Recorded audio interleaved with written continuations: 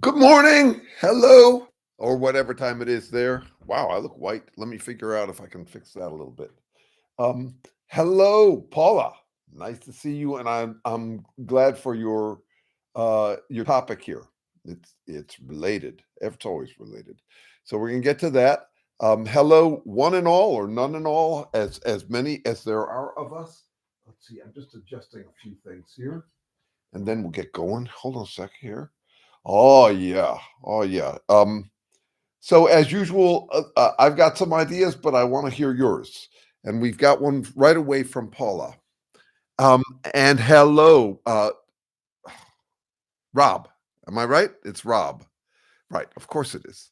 Um, let's see. Now, I also want to remind you all that I'm having, um, I'm doing my first live uh, real conversation tomorrow at 11 o'clock. I have no way to announce it other than here. It could be too much of me because, after all, if you're here today, why would you come again tomorrow? But the difference is that tomorrow we'll all be actually able to talk. You can put your video on the screen on this address, but also you could just be silent in the background, whatever you want. But I like the idea of us having a conversation where I'm not the only one talking away here. Okay, so let's take Paula's our concept here, and I love that you have this here, not only because it shows that you're thinking about ideas and capturing them, which has been a theme here, but also that this is part of the thread that we've been talking about. You and I have been having a delicious tussle over this. Remember, for me, truth emerges from disagreements among friends, and I like that you and I have had an interesting tension around this ever since our vegan visitor a couple of weeks ago here. Okay, I've been thinking that we have to take some responsibility for assholes if we're going to be nice to them anyway. But being nice to them always, always we are enabling them. Hey, Michael, good to see you here, man. Okay, so I'm a little unclear on how do you mean taking responsibility for assholes? I do, by the way. For example, I have written quite a few times about how I am partially responsible for the Trump movement. I mean, not directly, but indirectly. And you could say I've long been interested in what I call backfire brands. So a firebrand is someone who's a rebel, radical of something. It's a firebrand. But a backfire brand is someone who's so ineptly radical that they end up pushing people. It backfires. It pushes people in the opposite direction. And there was certainly some of that about me when I was was pre-New Age. It was hippie, spiritual, love is the answer, kindness will solve everything. I think that became an invitation for Trumpists to accuse us of being ridiculous, PC, all of that. So I think that there's a way in which that uh, uh, uh, Jeff, he arrived here before class. I'm keeping an eye on you. Oh, yeah, you're a couple minutes late. All right. So anyway, I want you to be so. Paula, if you can say a little bit more about what you mean by taking some responsibility for assholes, that's what comes to mind first. But you're also, I think, still struggling with what I consider a lifelong struggle for me, which is if I'm nice to them, I am enabling them.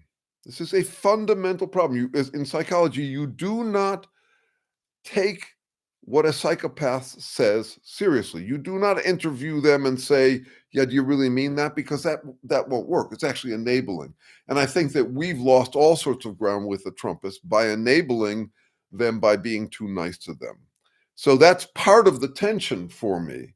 On the other hand, the other part of the tension is people in general uh, lock down and push back if you are tough with them. So that would be an argument why you got to be nice to them. On the other hand, so I've had a few friends who said, "Yeah, no, I don't understand why people have to get so aggressive." Um, Why don't you just share your ideas? Just share them on their own merits. That's a complete misunderstanding of what humans are. We have habits of thought or belief or declared belief. It doesn't have to actually be a real belief. And we have all sorts of ways to deflect anything that is a challenge to them. So that's a reason why, from my perspective, I have to be aggressive sometimes. Not that anybody owes me their agreement. I'm not going to fall over myself to to prove myself right to them, but I will be aggressive. I will make my assertive point with people who I think are going to blow it off.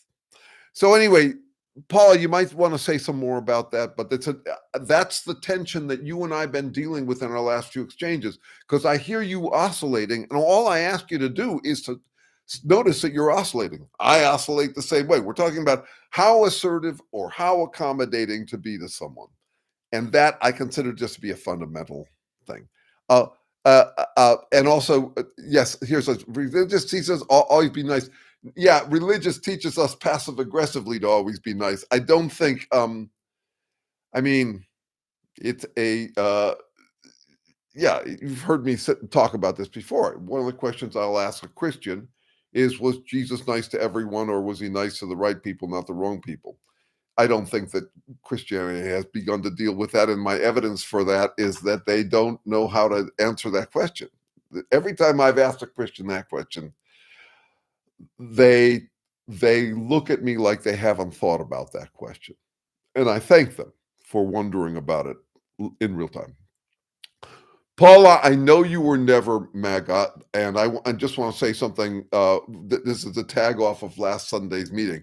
I was half poking you and half revering you. You may not have a PhD, but you have way more experience of what it's like to be a Republican in a Republican culture than I do. I can only speculate. So that's me actually deferring to you. And it's also with a wink. It's also like everything we do. You know things I don't know. I know things you don't know. That's how it goes. Um, that's why I'm glad to be learning from you and vice versa. Religion teaches you that you are a good guy and non-believers are not. That's really on my mind these days. Years ago, I came up with two terms that haunt me for how important they are, the concepts themselves.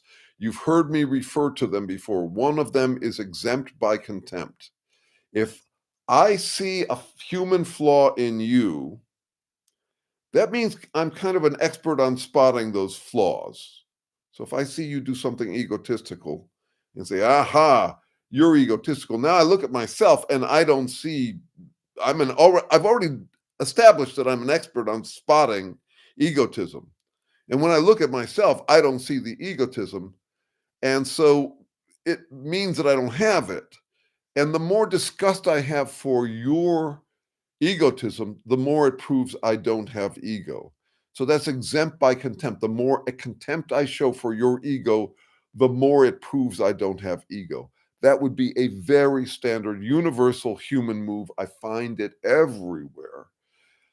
Exempt by contempt. And the other term for it is a little broader. I call it defaulty logic. Um, since you're wrong, it proves I'm right by default. Defaulty logic. So it's this contrasting move we make. And that's one of the challenges I deal with when I'm dealing with the Trumpists is that I'm trying to remember. I'm getting better and better at remembering how I am like them. And at the same time, I'm calling them out for what they're doing. So I have to be able to overcome my own impulses towards exempt by contempt. Standard, you've heard me talk about this one before as well. I mean, these are terms that I use to capture a concept that I need to have playing in my mind all the time. I want familiarity with it. To name it is to tame it. And so when I say egotism is beneath me, I'm talking about the irony of that. No, I'm not egotistical. Lowlifes are egotistical. I'm way superior to that. That's a standard form of ironic humor. And it can even sound a little tinny. For example, if someone uses the joke, yeah, I'm humbler than everybody else. I'm really proud of myself that way. It can sound a little tinny, but it is actually the heart of this issue we're dealing with, because I am a human and I'm doing battle with fellow humans about their humanness, but I don't want to feel superhuman as a result. That's not a good way for me to fight. And that does relate to the thing about how do you handle it, Paula, when you're dealing with people, with your enemies or something like that. Really, it's okay. So yes, religion certainly does teach us that, Jeff. I'm with you on that. And then the question is, it's not just religion. It's religion does a really good job of it. It's got several things going for it. The main one being that it's supernatural. So you can believe anything you want about what God wants and what he what God wants, but you and it's super. It's God. So it's a wild card, trump card. Supernatural is an extremely efficient way to do this move that Jeff was just talking about. That I'm a good guy and the non-believers are not. But you can do that about anything. And I know atheists who do it. I know Buddhists who do it. From my perspective, I think they do. I thought, let's see. Yeah, I thought we had a former MAGA person too, but she denies it, and therefore loses a little bit of her power and status with me because I was so damn impressed that she had come around. Uh, so I'm teasing again, Paula. Okay. Has Deacon ever responded to critiques that he tried to put negative space into an explanatory mechanism that is impossible to operationalize or test empirically? Thank you for asking. Great question. Tries to put negative space into okay, so you're talking about whether it's falsifiable to be talking about absences. I think that's what you mean by this. So we're going to just visit this briefly. Okay, good. Thank you, Fun Monster. I'm glad you get it. Okay, Paula. No, he hasn't, because I don't think that's an actual understanding of what absences are. I've had this with Terry as an issue for a long time. I've not liked the word absence, because I think it's open to too much. Uh, it's got too much baggage. We're not clear what it means. So turn negative space. Let me try and get clear on this, and I'm going to do it with a reference, with a link back to what Jeff was talking about. So God is full of positive features. We talk about what God has, all of this. And lately I've been reading a bunch of the Greek myths, and they start, of course, with chaos. And then out of chaos, something emerges, beings in this case, beings that are like gods, in some ways more sophisticated and less simplistic and less simple, easy to access than monotheistic gods. But, okay, so how could something come out of nothing? It depends on what you mean by nothing. So negative space isn't what Terry's talking about. He's talking about something much more familiar and practical. Things that could be but aren't. What I call unlikelinesses. Or so you got something that is possible but doesn't happen. Something that could be but isn't. And that's closer to what he means by absence. It's not a complete void. It's something that could have been that isn't. So all forms have absences. So this cup right here is the presence and absence of matter. There could be matter there, but there isn't. Okay, and for Terry, an early important influence was the chapter of the Tao about the hole at the wheel's hub, or the emptiness of a cup. There's a chapter of the Tao that deals with that. Okay, so in that sense, it's more practical, and I'm going to make some connections between it and what has been demonstrated and is really important science, I can give you 3 or 4 different approaches that different huge scientific insights that were based on the recognition that what could have happened didn't.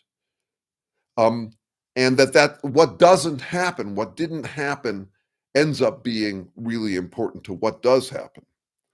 So I'll start with the obvious one, Darwin. The organisms that didn't survive are crucial to explaining what there is today. It is a process of elimination. Another one, the whole idea from Shannon's information theory of a bit or a byte as possibilities reduced. That is, if you got a coin flip and before it there's two possibilities and after it there's one actuality, that's a process of elimination. All of computer science has to be built around that version of what information is.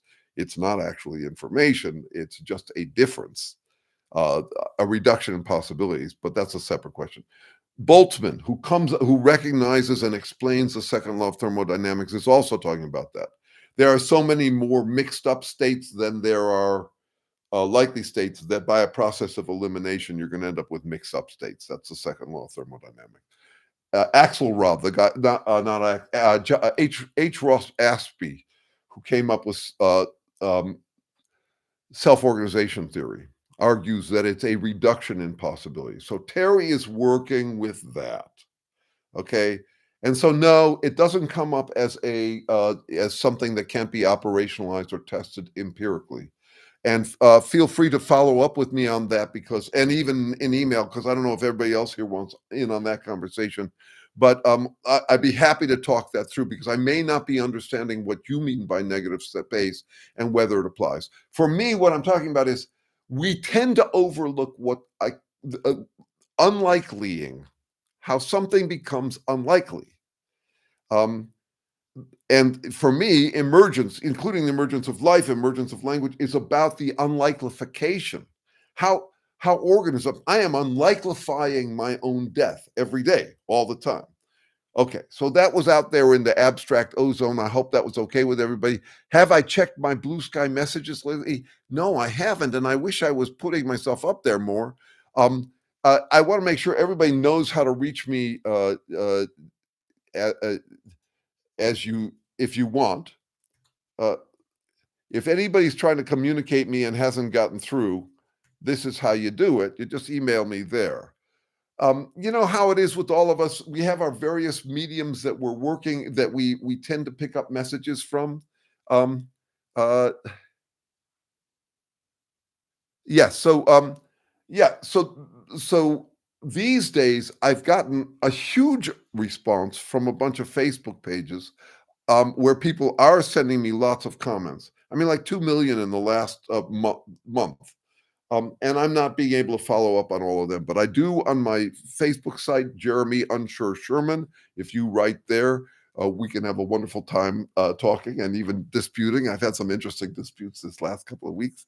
Um, and then email works just fine. Okay, let's see. The shape of a keyhole eliminates possible choices of keys. Yes, that's what we're talking about, Rob. It's as simple as that. What doesn't happen? What's unlikely to happen? And so while this is a form that is pretty stable, even it is changing with temperature and all that.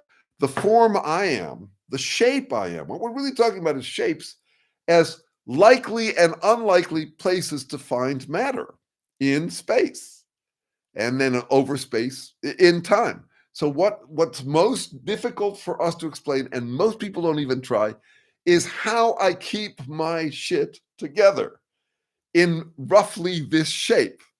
You know, things come and go. I put too much dye in my beard this time. Um, uh, I am vain, just not vain enough to deny that I'm vain.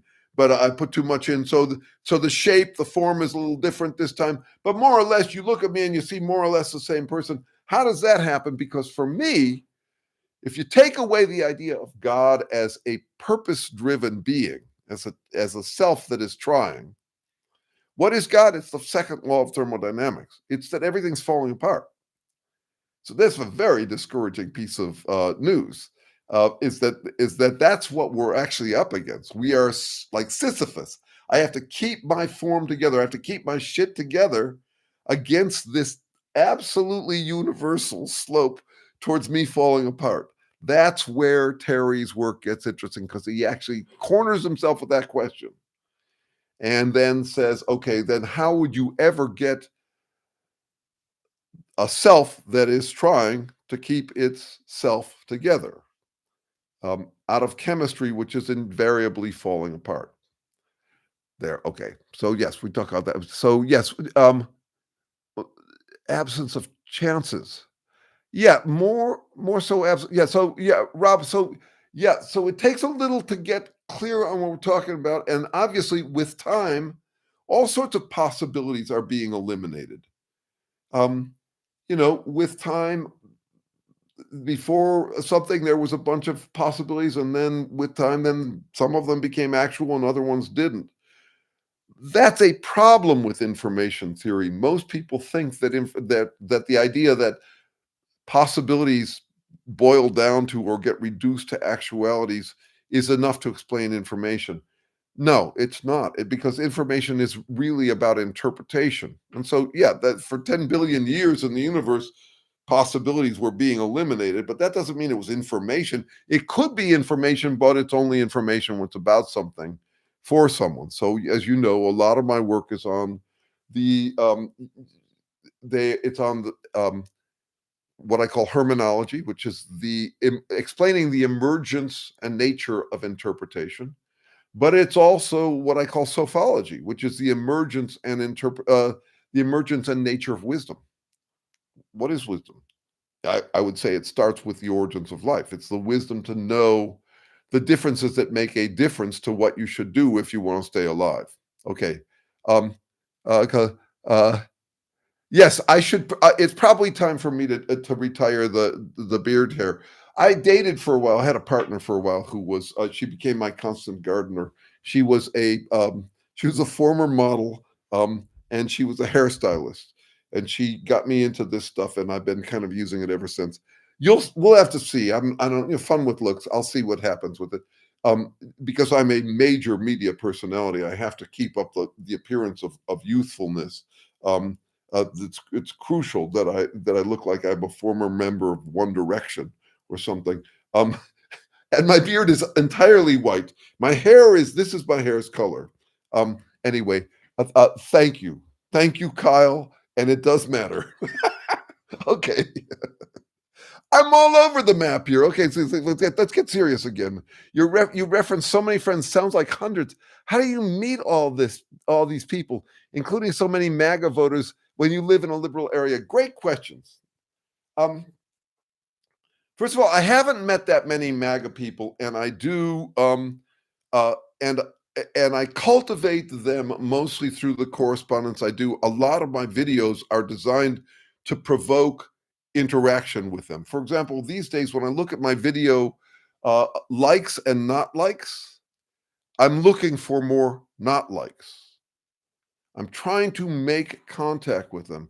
So you're right. It is really difficult living in a liberal area to have a lot of Trump supporting friends, and I do what I can to maintain conversations with them because of a few things. One is I'm really lucky. I'm really safe in my life, and I feel like we safe people should be on the front lines. I am the kind of guy who should be doing deep fakes of Trump that could get me in trouble.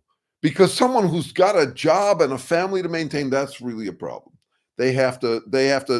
I respect the need for other people to mind their P's and Q's, but this is the lip end of fascism. And so I feel like that's my job. It's kind of like a noblesse oblige.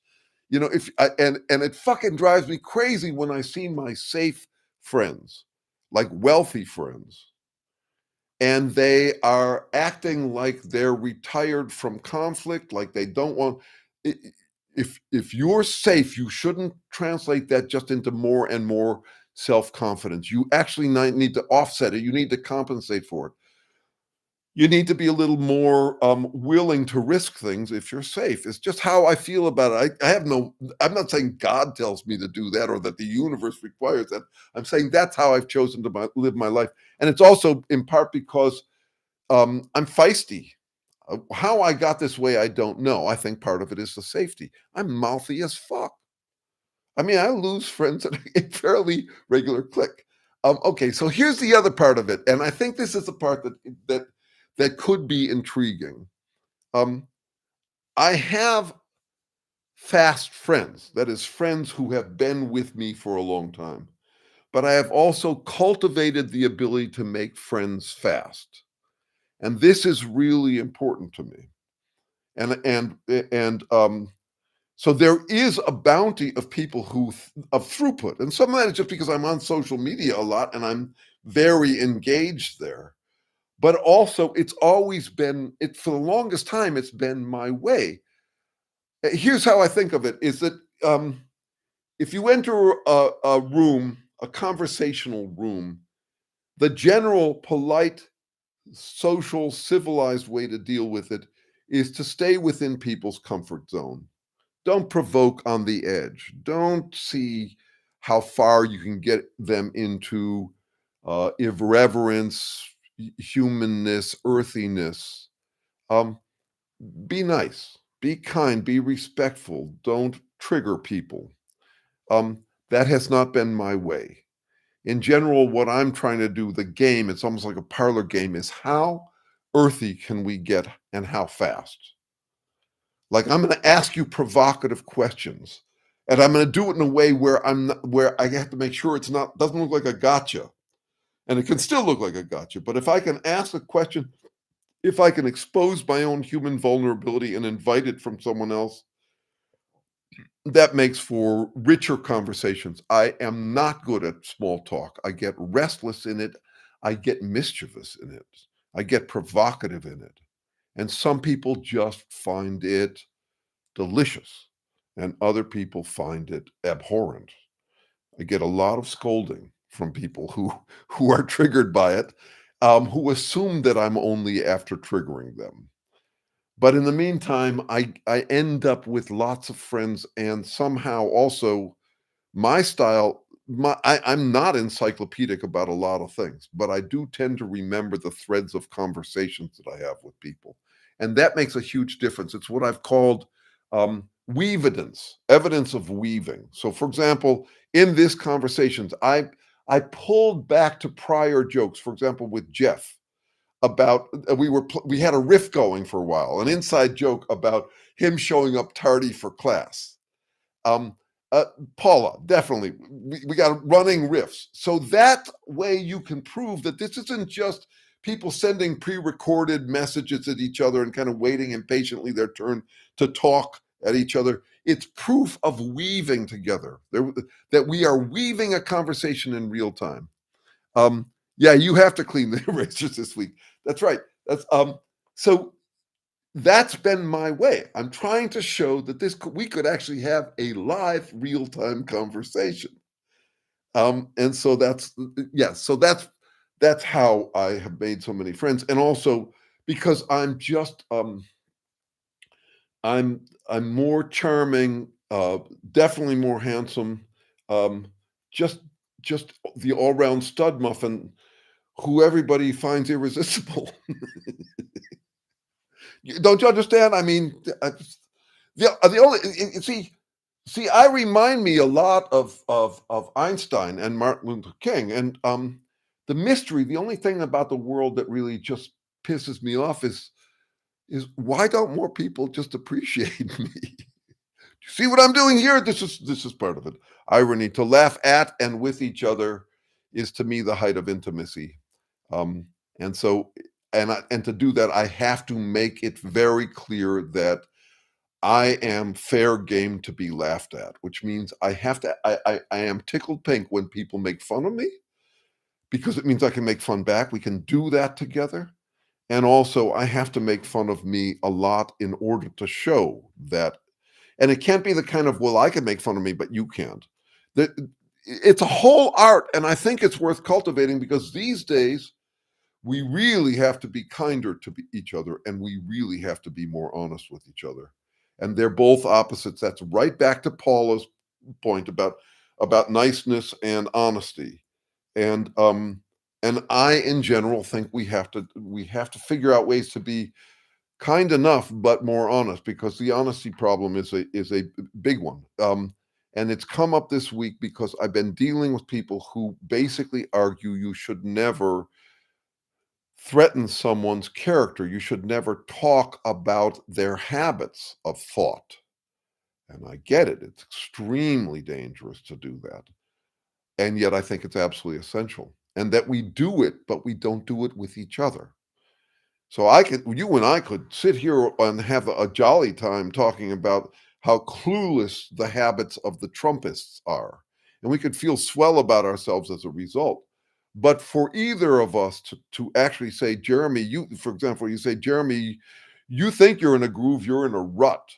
You've got a major blockage. You're closed-minded. You're something. If you said that stuff with me, I think that's fine, but you know what it's like to watch out because them's fighting words.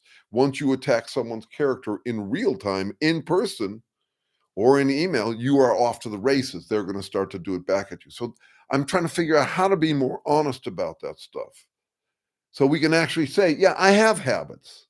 For example, this week I got into a debate with a strident Zionist, a woman I almost dated for a while. So I knew her through that, and we became friends after it didn't work out.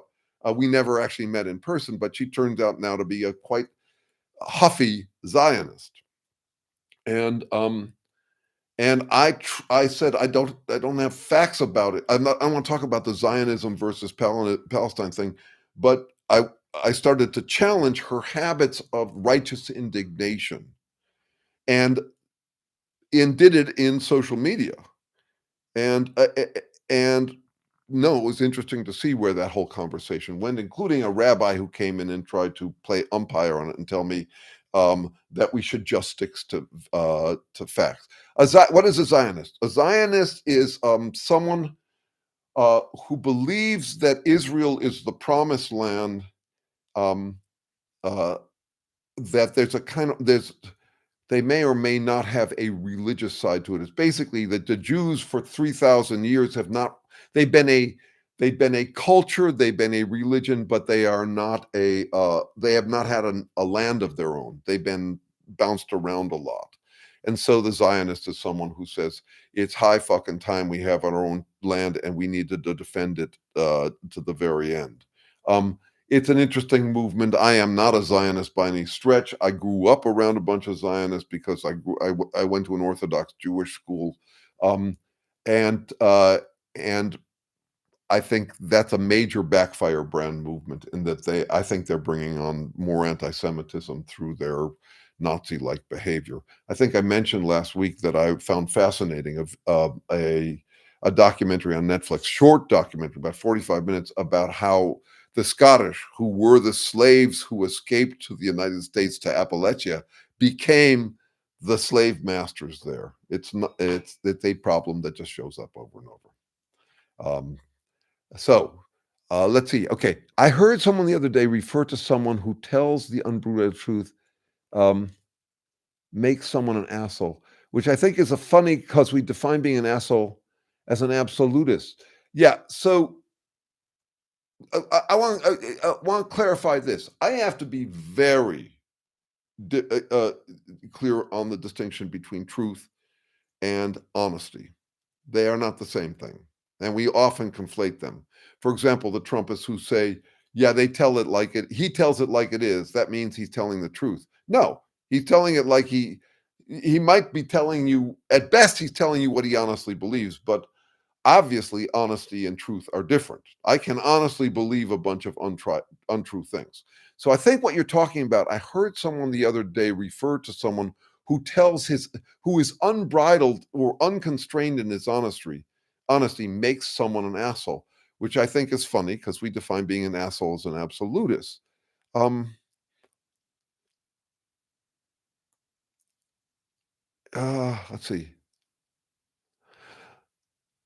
A lot of assholes say, hey, I'm just being honest. Um, or I'm just telling it, yeah, I'm just speaking my mind. Don't I have a right to do that no matter what? Um, guys can be really butthurt when you do the same thing back. But that's a kind of heroism. It's that, he speaks truth sort of a thing. Now, I don't know what you mean, Kyle, with the last part of this, which I think is funny because we define being an asshole as being an absolutist.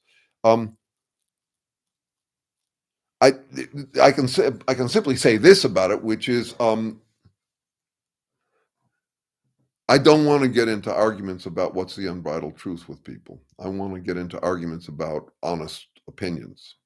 And for that, I want to get into also the guesses about what would bias us. So, for example, this Zionist I was talking about, the ex-girlfriend, the ex-near girlfriend we never dated, um, uh, she was accusing people of bias. These people are biased against Israel or something like that.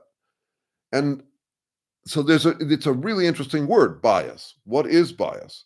Um, is it a rare pathology that only benights the malignant soul, the degenerate soul, or does everybody have biases? The word is ambiguous in this respect. I see you've got biases.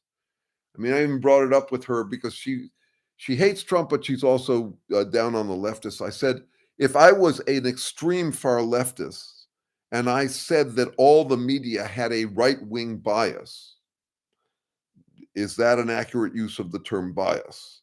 Um, am I the measure of all merit wherever I stand? Or am I biased? And this does tie back into the questions and comments we were having earlier about absences or about negative space. I'm assuming that life is a bias. It's a bias against the natural bias. What is the natural bias? It's for things to fall apart. Life has to be biased against it. That's what a constraint is. It's a limitation on what happens.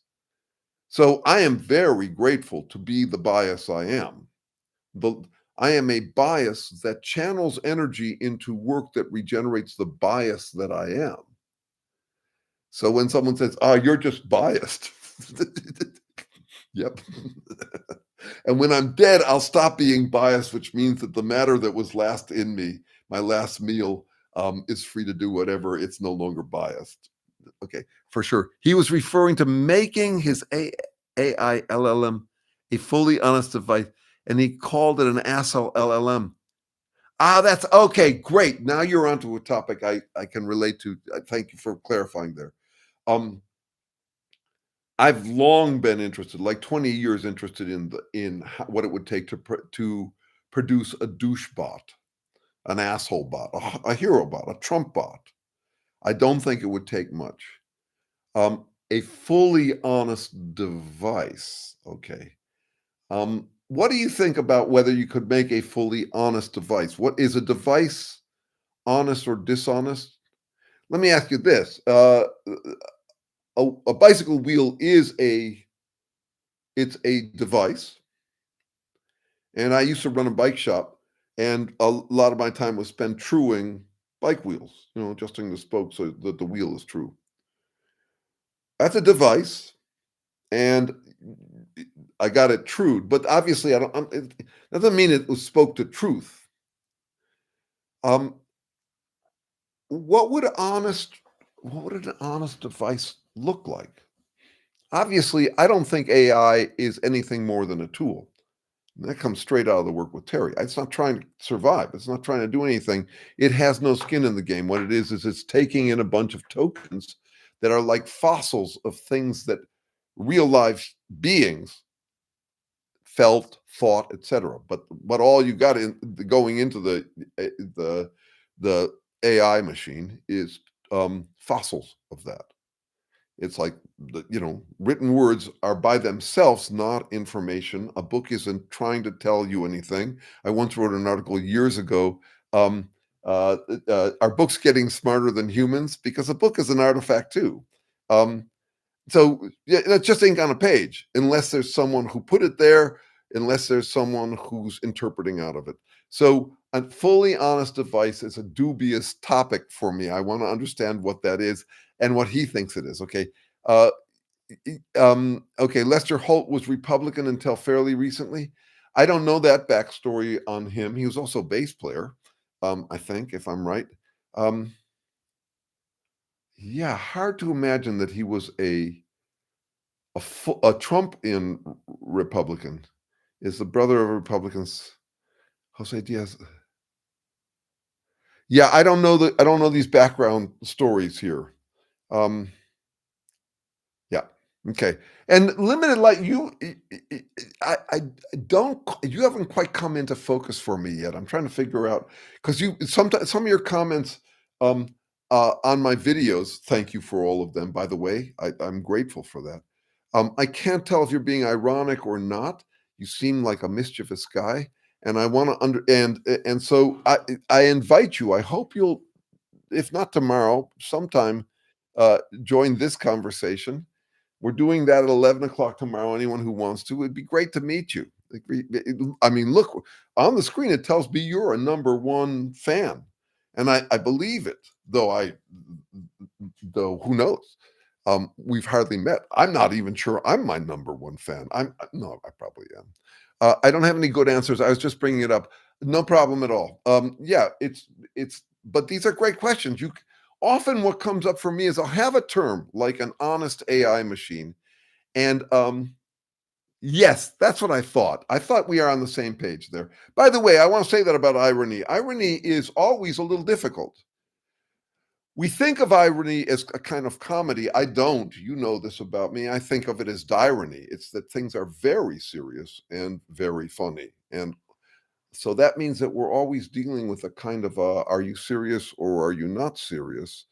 And the closer you play it to the edge, which is its own device, that is, if you don't say ha ha after, if you don't leak that stuff, if you don't signal with a wink, it's basically what we're talking about. It's the winking side of it.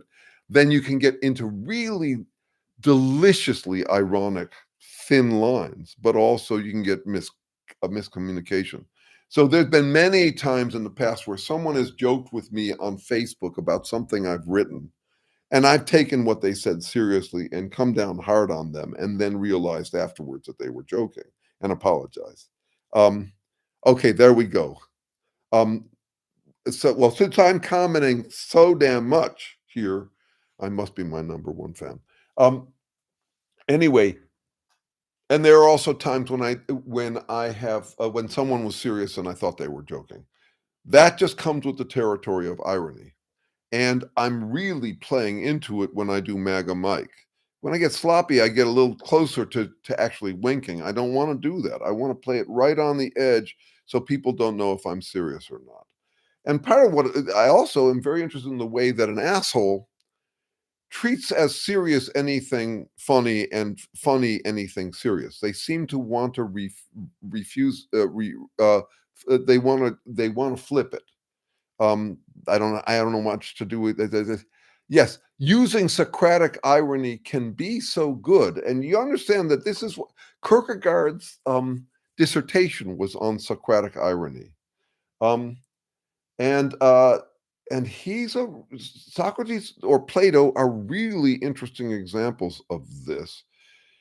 Um, they're interesting and complicated because actually Socrates was looking to nail things down.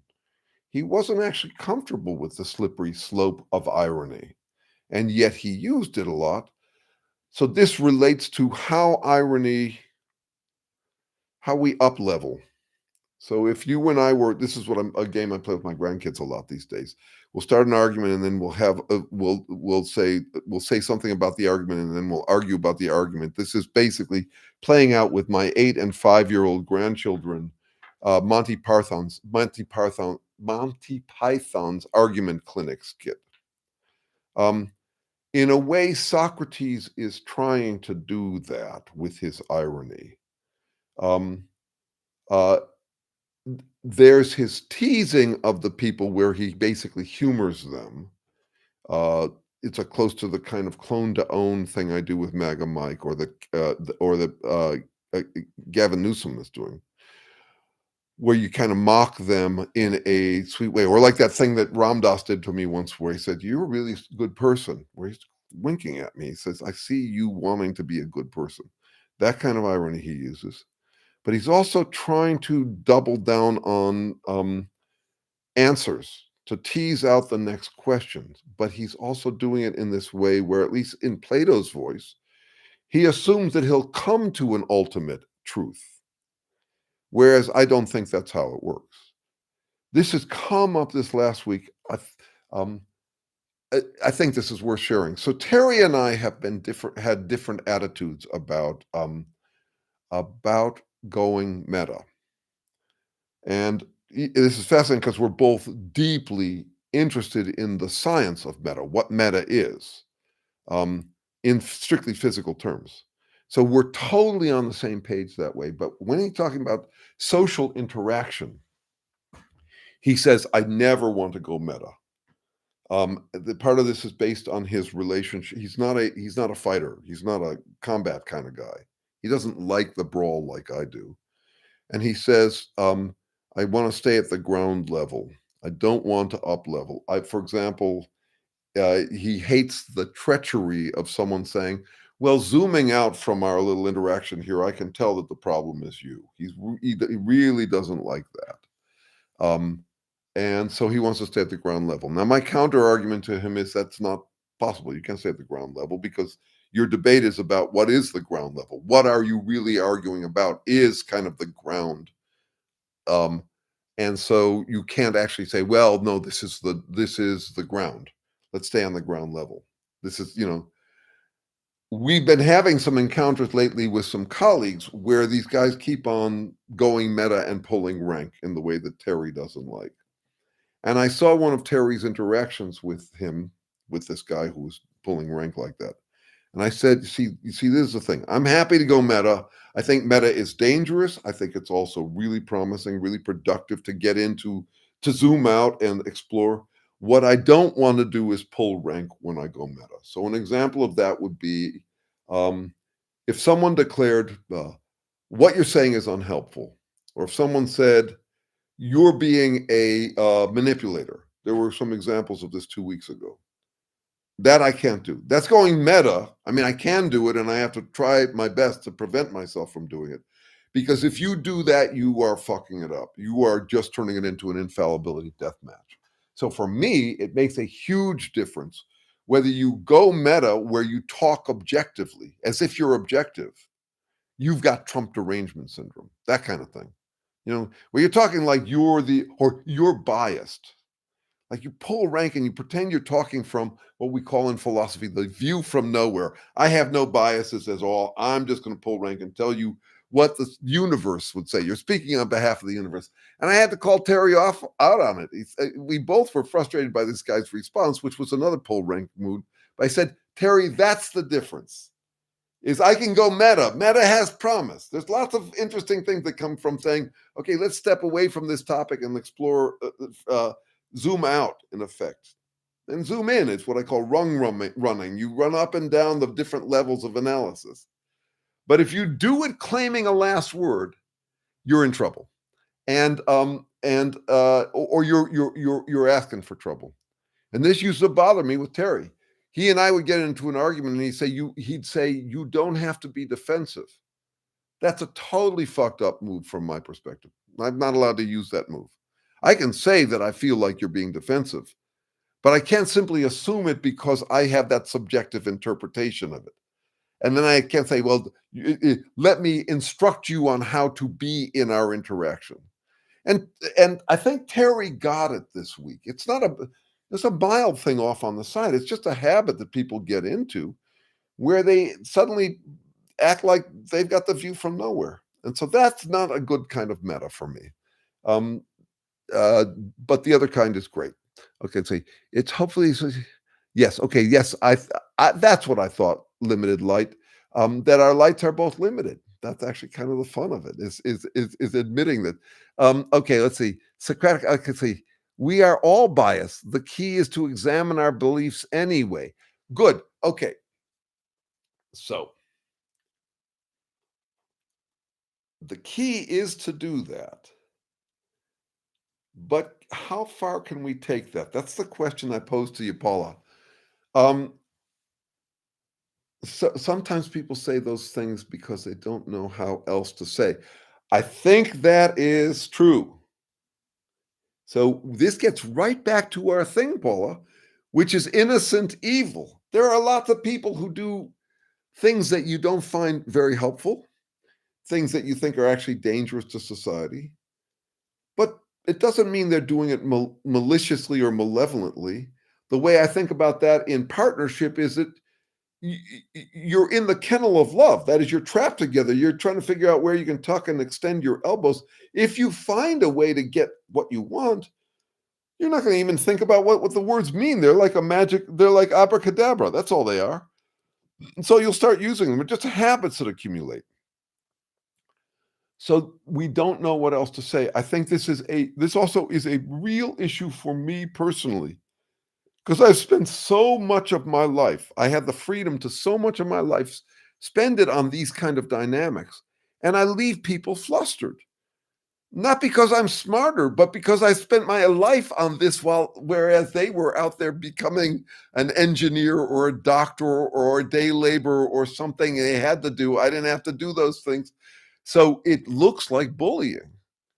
And people simply bow out sometimes. And they often will bow out with they can't afford to say, this is above my pay grade. I wouldn't either if I were them. So what they do is say, you're bad or you're incorrigible. It's basically an innocent sucker punch on the way out the door. I'm trying to engage in conversation, and they basically say, well, fuck you, you're closed-minded, and then leave. And why? Not because they're assholes, but because they haven't spent their lives trying to figure out how to fight good, or how to fight honorably and honestly and really deal with it. So anyway, um, yeah, that's an issue. Now, I want to come back to this thing, Paula. The key is to examine our beliefs anyway. Here's one of the first ideas I ever came up with. That's totally relatable. Um, it had to do with what they call orders of inference, which just means if I said, Paula thinks that Jeff knew that Kyle thought that at some point you lose your capacity to do that. You just can't follow all of those orders of inference. Okay, now apply that to yourself. Um, so the way I did this is I came up with 4 eyes that make up a mind. This is going to relate directly to what you're talking about here with, say, examining your beliefs.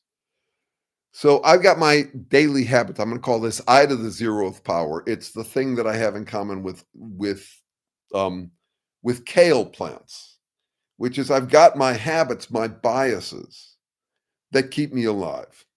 And in my case, more than in the case of a tree or kale or a microbe, it includes all of my social biases, my temperament, my cultural biases, all that sort of stuff. I've got my running unexamined behavior. So that's I to the 0th power. It's fundamental, and it's running all the time. It's my unexamined. But I can also step back and examine my beliefs. I examine my biases, and I can describe them. So I'm observing my own behavior, which is like eating your own mouth, which is a little problematic, because I'm bringing my biases to it. And I can say, well, I turn out to be a nice guy or a clever guy or a tough guy or an inadequate guy, whatever. I can tell a story about my behavior. That's I to the 1st power. This is how I framed it back then. I'm not saying that these are official terms. I don't think they're especially good terms, but this was 35 years ago, and I'm just beginning to start to do this kind of shit. So I've got my unexamined behavior. I've got my first order of examination where I say I'm an X. And then there's I squared, which is I say that I'm an X. I say that I'm a nice guy. I could even say I like to think that I'm a nice guy. Notice that what that does to it. So I've got my I got my unexamined behavior, and I've got my unexamined story about my behavior. That my behavior. Then I have my examination of my story about my behavior. When I do that, I can actually rethink my story about what I actually am. This is where you get introspection of the first order. But here's the problem with it: it never resolves. For every for every description I have of myself, another description could be made of the describer of myself. There is no end to it. So it's not like by examining my beliefs, by examining my beliefs, I can loosen my beliefs. If I say, I like to think I'm a nice guy, that's already on the verge of thinking, well, am I? But I cannot ever come to a conclusion about this. So I have a second power where I say, wait a second, I like to think that I'm a nice guy. That's what we call second guessing. But what we see often is what I've called, and this is a good name, I like this name, second guessing. We had an interesting taste of it 2 sessions ago with that guy, the vegan guy. So he came on and he said, the key is to examine our beliefs. He was signaling that that's the wisdom he had to share. Be a vegan and examine your beliefs. And then, so he examined his beliefs and he second guessed them. He said, I've checked with myself 3 times, as I'm paraphrasing. And each time I agreed with myself. I second guessed and I said, yes, no, I'm right. I agree with myself. I have spelunked, I've gone cave digging in my own behavior, and I've come away with a clean bill of health. I'm only trying. He said this several times. I I owe I give myself a clean bill of health. I am purely trying to be nice or curious or wise or something like that. So what I'm trying to say is the same thing that happens in arguments where we can argue and then argue about what we're arguing about and then argue about how we're arguing about how we're arguing. We can do that with introspection. It's not a one-time thing. And as always, my point about that is that the question becomes, if it's infinite, if you can go infinite meta, anything you can do, I can do meta, that kind of thing. If that's what we're dealing with, where do you get off? That is the question. And I mean it to be a tension between what is the right level of analysis to settle on, because we do need to settle. I do need to have a sense of myself, for example. At some point, I have to get back to doing my unexamined thing. And then but the other part is I want to get off where it feels good. I want to get off where I got confidence. So that would be where, yes, I have examined my behavior. Yes, I examined my story about my behavior. And I happen to think I miss the vegan guy too. This was one of the things Paula said, which is I might have chased him away. Um, uh, uh, yeah, I might have. But that's at the same time, I was trying to chase him down. I was trying to get. We'll have to find him and get him back here. Someone looked him up afterwards. He's a perfect example of. I think he's had a much harder life than mine, much harder, and I think he's been through some rough patches. And he found something to stand for. And it's not even as pathological a thing to stand for as anything. I mean, vegan is a good idea. Um, from my perspective. But no, I keep on coming back to Stevie Wonder's line. Everybody's got a thing, but some don't know how to handle it. And I think that comes out um, uh, of the thing about, let's see, Paula said it up a ways. Oh, that we just don't know what else to say. We grow up in a society that if I'm cornered, I'm going to pull out my ass something I heard someone say once that got them out of a corner, and I'll just say it. I'll just blurt it. It's like an animal sound, kind of. I don't have to think about what it means. If it works, then I'm going to remember it, and that'll be my habit. And no, this is a real problem. We are way more animal than we know. We're super duper predators because we're animals. And yeah, fight, flight, and the other one is fear. But anyway, from the view from I want to be a nice guy. From the view where Yes. And Niels, it's actually from the view from nowhere, I discovered, much to my delight, that I'm a nice guy. It's that one, and it shows up all the time. It's the um, my intentions are good. Don't they count for everything? Or don't tell me how I feel. I'm the authority on who I am and what I do. Um, I'm just being honest about me. You just can't handle the truth. It's all of those moves would be rank pulling moves on behalf of the self. It's the claim, it's how one becomes an absolutist. Um, there have been some interesting ones for me this week I was playing with, which is, okay, let me see if I can find it because I don't think I'll remember it easily enough. I'm just going to call it up because I thought it was interesting. Um, remember, I'm collecting these ideas on Facebook just out of habit because I'm an old guy and I got on Facebook. But I'm going to see if I can find this one because it was a really interesting move. Um, when I'm on Facebook, I'll often put things in quotes. Okay, it's wrong to tell people that they're wrong. So if you tell me I'm wrong, you're wrong. So you start with a moral principle, which you should be nice to everybody. Don't tell people that they're wrong. Don't pull rank on them. And then I turn it into a way that I can deflect. It's basically the equivalent of if you accuse me of lying, you're a liar. If you accuse me of hypocrisy, you're a hypocrite. It becomes so you take a paradox of a principle. It's wrong to tell people they're wrong. Shame on you for shaming people because no one should shame anyone. And then you turn that into a way to protect yourself. So those are always fascinating to me. Let's see. Let's see. Fight, flight, and fawn. That's actually Fun Monster. That actually deals with that in a great way. Fight, flight, and fawn. So remember, I'm thinking you got three basic moves. They show up all over the place, including this kind of biological version. Uh, in biology, they're called fight, flight, and fear. What I talk about them is as asserting, accommodating, and taking space. So flight is obviously taking space.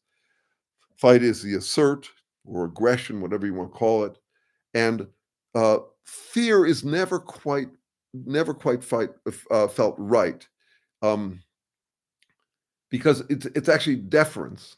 It's kind of related. Obviously, you can see how when a dog bows his head and says you're basically saying you're the alpha around here. That's the fear side, but it doesn't have to be motivated by fear. It's just deference.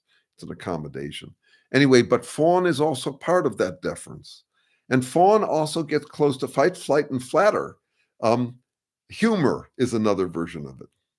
Actually, let me take your bind, the one you're in, Paula, that you and I are both now sharing, which I love that you're in it too, about how aggressive or how accommodating to be.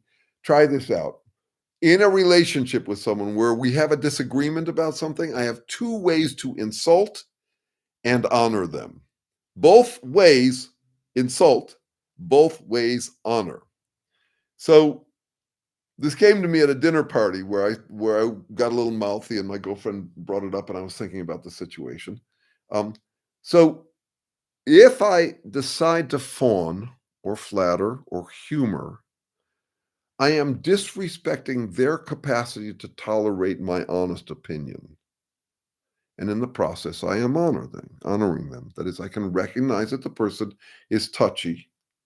And in the process, I humor them, which is actually insulting. If you've ever been humored and you catch yourself being humored, that can feel insulting. Okay, what's my alternative to that? My alternative is I can be blunt, which means I respect their capacity to hear my honest opinion and in the process insult them. So there's a bit of both of those in there. There's a bit of in fight. I won't go there because I don't understand it yet. But anyway, the point is do you understand how that's the interesting bind we're in? We can fuck up either way. If I want to give someone feedback, I can do it in that really delicate style where I start with something positive and then I sandwich it in there and I say it politely and deferentially and all of that. And the person might be um, insulted. Why are you walking on eggshells around me? Why can't you be more direct? But they could also bite my head off for being more direct. If I just said, "Hey, fucking wash the dishes before you put them in the dishwasher," which is something I would never say, um, uh, the other person can say, "Why are you so harsh with me?" So anyway, let's see. Inspected self and found self to be sterling fellow. So there you go. Exactly that. Memphis Polly. That is exactly what I'm talking about as second guessing, and it's different from second guessing, um, and it's much more satisfying because, as you know, my obsession in recent weeks has been homing in on what this extra human appetite is that animals have, but they don't have anywhere near like we do. It's um, it's for confidence. You can get it from affirmation, you can get it from reassurance, you get it from the outside, you get it from yourself, you get it from all sorts of sources. I've called it affirmationomics, I've called it egonomics. I think the core currency is actually just confidence. What would you call agree to disagree? Um, this is another central point. So, well, first of all, anything can be used as a fuck you flip off. That is, there's nothing there. I've never found any kind of moral principle that can't be abused by an asshole. I mean, I start from that assumption, and I think it's a healthy assumption. So, agree to disagree can be a passive fuck you move, um, uh, especially if you initiate it and simply say, well, I guess we just agree to disagree, because that means that you're deciding that the other person agrees to disagree. It's got that same quality as take it or leave it or get over it or no, deal with it is my favorite. Deal with it implies take it or leave it. And it's usually used when when the person can't leave. What it doesn't deal with, if someone says deal with it, and if I said to them, yeah, I am, by kicking your ass on it, I'm going to continue to deal with it by fucking with you. Okay. Agree to disagree. There is an argument, and I also get this all the time. It's a fabulous form of tapping out. It's a pussy move from not pussy, but it's a sucker punch move. It's where you're in the middle of an argument about something, and someone pulls rank in the subtlest way by going back out to, well, different people have different opinions. Like you're going to teach me that. Like suddenly you're the umpire who's going to tell me the basics of argument. You're going to sidestep the argument we were having, and now you're going to simply play parent, telling me that in this world there are disagreements. Um, so my point about all that is, yeah, live and let live is a breeze if you don't have to live with the person. If I have to live with you or your decisions, no, I can't exactly live and let live the way I could. That if you could fuck off elsewhere. It's these are just fascinating little dances we do. Right, Michael, that's my point. It is half insulting, and I actually sometimes therapeutically have to remember that, which is if you try to shame me for having a different opinion than you are inviting me to keep you in the dark. You're not going to change my mind by shaming me for having a different opinion from you. You're just going to make it so you basically invited me to keep you in the dark about what I really think. Um, is that what you want? Probably so. In many cases, they would. Um, leave me alone. I've been impressed by how many people my age have said to me, basically, leave me alone. I don't want, I'm retired from conflict. And often it'll come up in a case where they actually pounced first. For example, one friend, um, he writes me as if it's obvious. He says, you're a passive activist. I'm an activist. I'm a real activist. What do you mean by that? He went to 2 No Kings rallies or 3 No Kings rallies. And I came back to him and said, "Oh, fuck off! You know how much I put into this stuff." And he said, "Look, no, I don't want to have an argument with you. I don't know why you keep on bringing this up." Um, I was going to tease him about it because it's such a ridiculously fawning thing to say, a self-fawning thing to say. But anyway, uh, let's see. So that, and he basically said, "Look, I'm 70 years old. I don't like conflict anymore." So there are people who will start a conflict from my perspective because he said this out of the blue to just basically pull rank on me. Um, and but they really don't want it. They want the satisfactions of having started something, but they wouldn't want to deal with it if I'm actually going to tangle with them. Anyway, let's see. And by the way, that's all from my perspective. You haven't heard what he thinks, and I can tell you that he probably thinks I'm a multi motherfucker or whatever. Um, let's see. But many people don't have the fortitude to consider and change their mind immediately. Let me suggest, Paula, that no one does. Not you, not me. When you think about what's involved in changing a mind immediately, um, and what it costs to change our mind, what it costs in practical terms, when you come to the recognition that no one is evaluating ideas on their merits in a neutral zone. We are all evaluating ideas in terms of cost benefit, in terms of uh, our own habits and what it would cost to change them, the momentum of a habit. You know, something you've done your whole life long, and then you realize that it's wrong. I mean, really, I have to recognize how costly it is, or else I will do a terrible job of being out there trying to change minds. I will do a terrible job because I'll think, yeah, why not? Why don't you change your mind? I'm obviously giving you a more rational argument. There must be something wrong with you. You might be one of those many people who don't have the fortitude to consider and change their minds immediately. Uh, uh, then what would move? What what would move would you do? What move would you do? I'm not sure what you mean. So it goes back to the triangulation. What limited light said. I want to catch your last points. I forget what he said about triangulation, and I think what you mean is then what move would you do? But I want to understand what move would you do in what situation. I'm sorry because I end up rambling in all sorts of directions. Oh, the agree to disagree thing. What move would you do instead of agree to disagree? I would do agree to disagree, I think. I often will tap out into that and even celebrate that we disagree. I'll often say the equivalent of, "Oh, this is fabulous. We're on the same page about not being on the same page." And there's power in that, in saying, "I'm okay with you thinking differently. I've made my argument. You've made your argument. We haven't changed each other's mind." Now, if I was dealing with a torturer who was inflicting pain on me, I wouldn't be able to do that.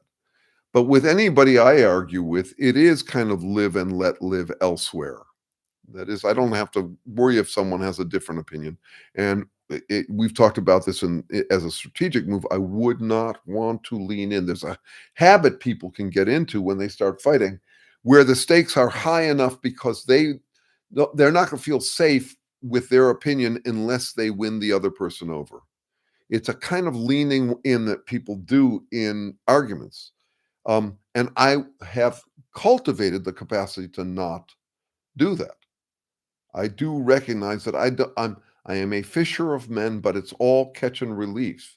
I don't give a fuck if you agree with me or not.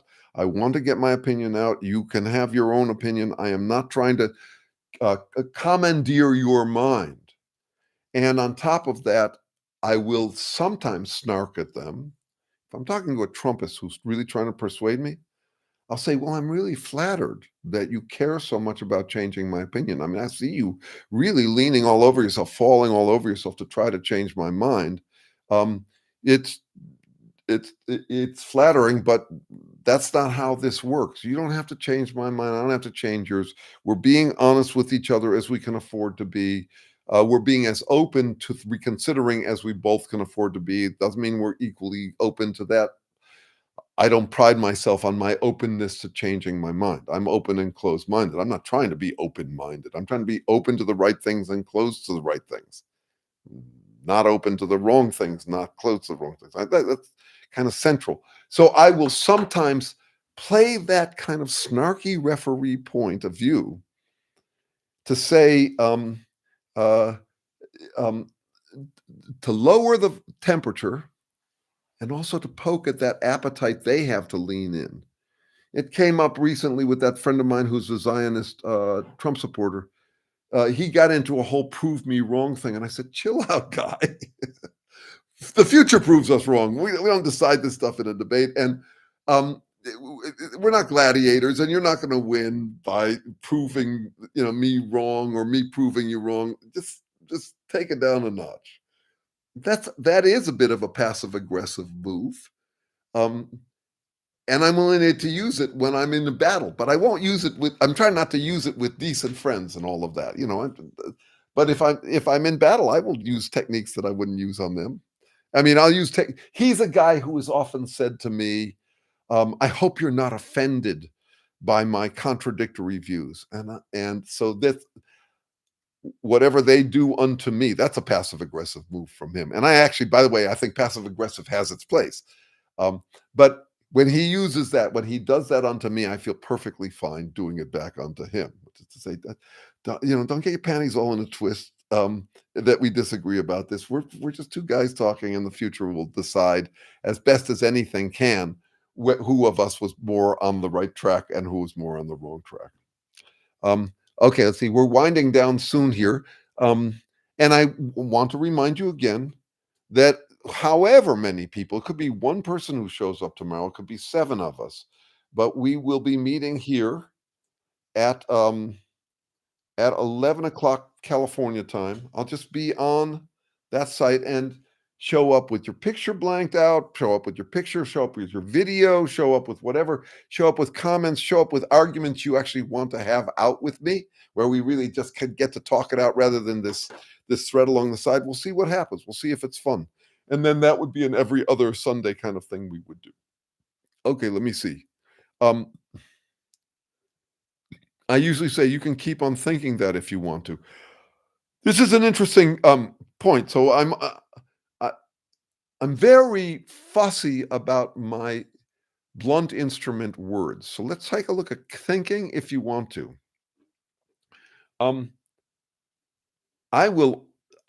You remember, I make a point of never saying a Trumpist thinks or a Trumpist believes. I think it's at the level of feeling.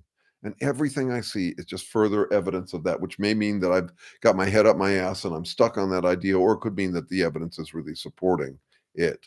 That it's a feeling thing. So I'll often say, thank you for sharing your opinion or your feeling. And I'll deprive them of thank you for sharing your thoughts, because I actually don't think that's going on. But I like that you've got this ambiguity in here, thinking if you want to.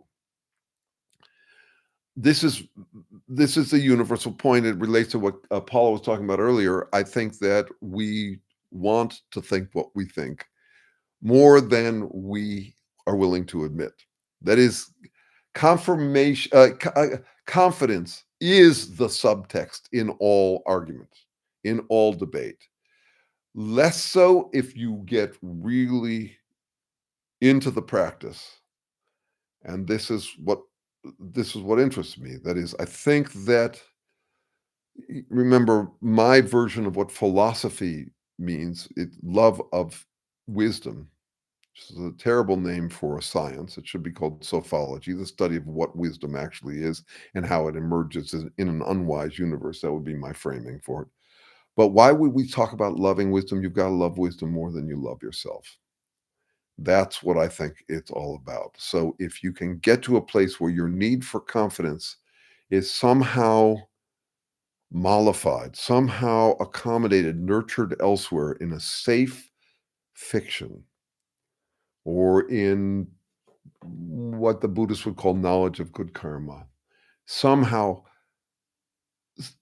offering my need for confidence, the succor from something else besides wisdom, then I can actually pursue wisdom without getting all tripped up on, I just want the truth, but it better be flattering.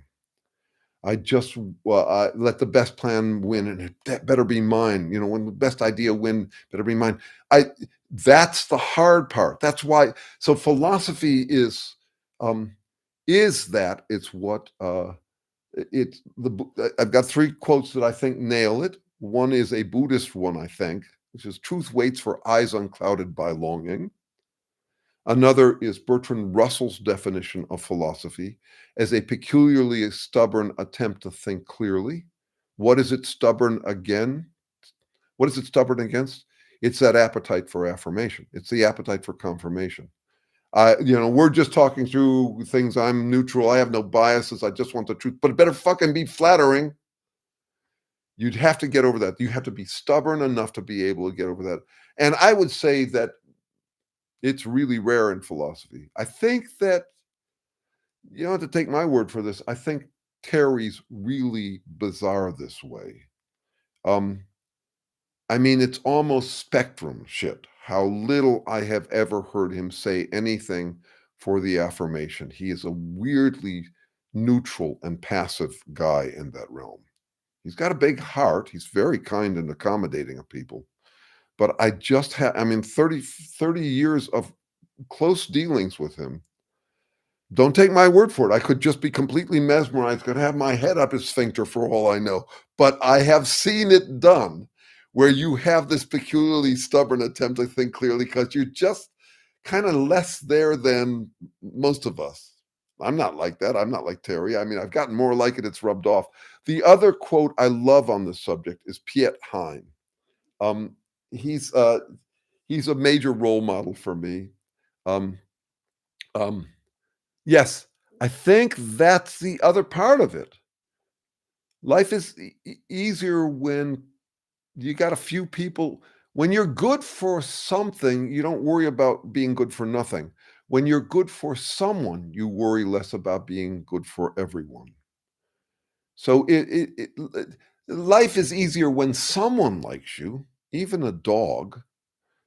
But no, that's a huge issue. It's actually a percentage thing. I mean, I get fan mail and hate mail most every day. And the population of it, the sheer quantity has relaxed me from a time in my life when I barely got any attention and half of it didn't like me. So that's a huge part of it. But anyway, here's this quote that I think relates. This is Piet Hein, who was, he was to Niels Bohr, the quantum physicist, what I am to Terry. He was an amanuensis. They hung out. They played mental chess together. He was a mathematician, but also a poet and a deeply ironic guy. So I adore Piet Hein.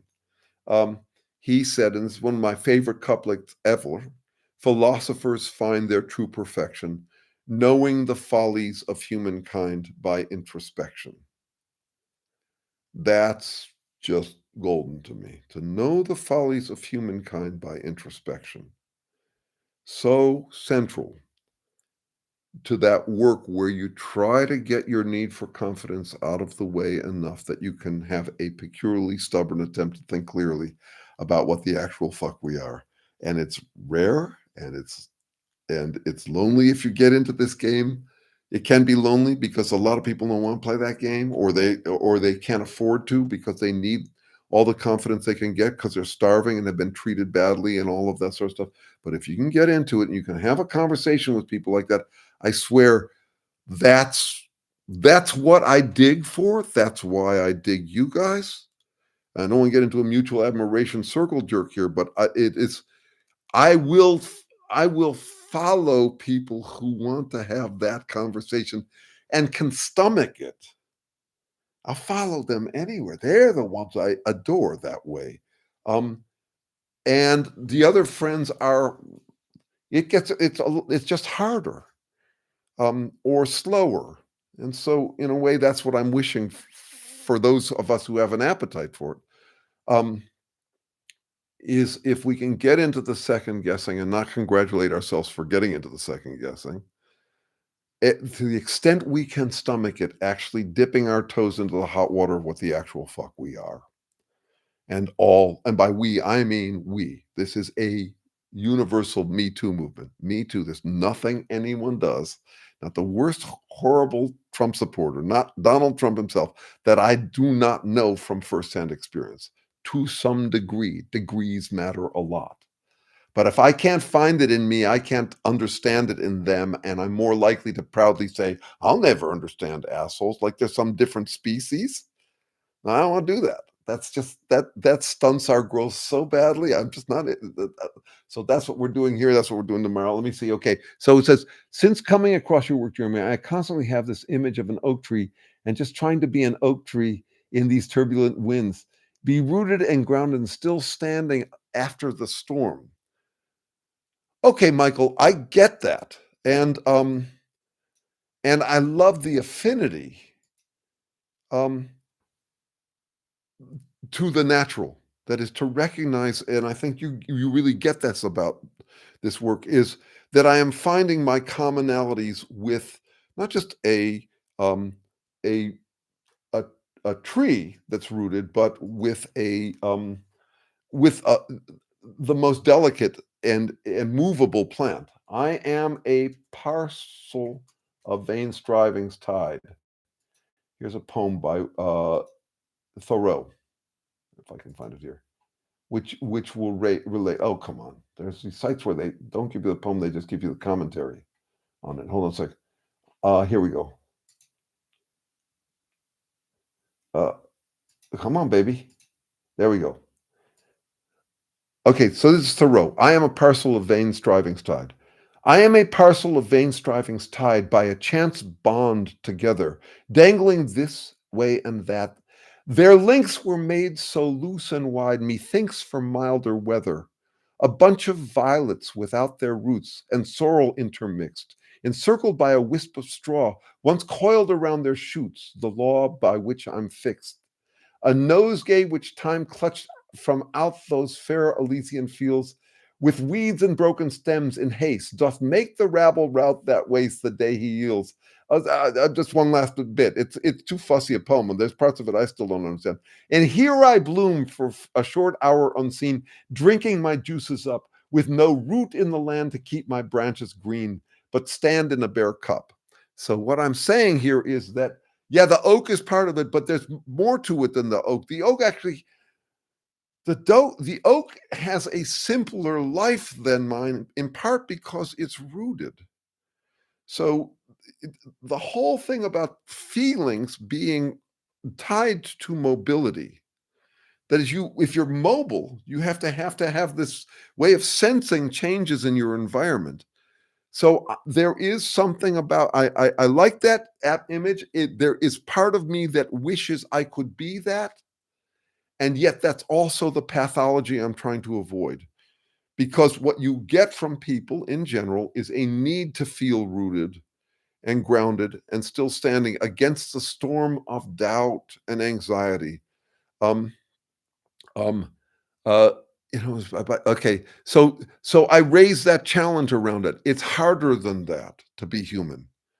Yes, an oak has to weather that stuff and may not, and doesn't have the power to protect itself if the winds get too heavy, and nor the capability to grieve if it loses its life. It's harder being a human than an oak, and yes, and so that interests me a lot. What I have in common with an oak, what I have in common with an animal, what I have in common with humans, because we're kind of different. Okay, so Trump makes the best argument for populism was by being an authoritarian. He shows people what it is and turning people to yes.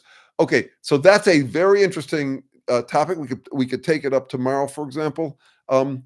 I think he does make the ultimate argument for it. Um, uh, Best is an ambiguous term because it can mean actually best or simply the one that beats all, whether it's good or not. I had an argument at some place. I had something I posted the other day about him. Let's see that that I think relates. I think I can find it here. Let me see, just to show some resonance with what you're talking about there. Let me see. The lowest common dominator, I called it. We've been circling it for millennia, but Trump gives us rock bottom way to always stay on top. True to its subterranean symmetry, it took no genius to discover, just the shedding of all shame. Um, uh, it's a different world now that this formula has played uncut, uncompromised in a region proudest for having resisted it. America is most resistant to populism, the tyrannical populism, and at the same time, we fell for it in him. And I think he has just shown us the formula. Now, a lot of my work is on distilling that formula down to as few simple rules as possible. I think it's an extremely simple formula. Um, so if that's what you're getting at, Fun Master, if you come back tomorrow, if you have time tomorrow, then come back tomorrow and we'll uh, and and we'll play with that one some more and play with anything some more. In the meantime, curiosity is not a destination. You know that I think of my work as a fruitful exercise in futility. I'm really glad to be on these questions. I'm really glad to be on these questions with you. And no, we're not going to get them answered. We're not going to find our roots into the bedrock, because the bedrock keeps pulling the rug out from under itself, and out from under us as well. One thing I'm really picking up from those Greek myths is that they're all about irony. They're all about ironic situations where you do the right thing, where an ironic situation defined as the outcome being the opposite of expectations. Jeremy had a great line. They will say or do anything to pretend they're always right. That is what I think is going on with them. Resistance is futile is a big part of what they're also saying. All right, so this was not to wear out my welcome here, but to welcome you tomorrow. I'll put it in one last time. Please capture this number.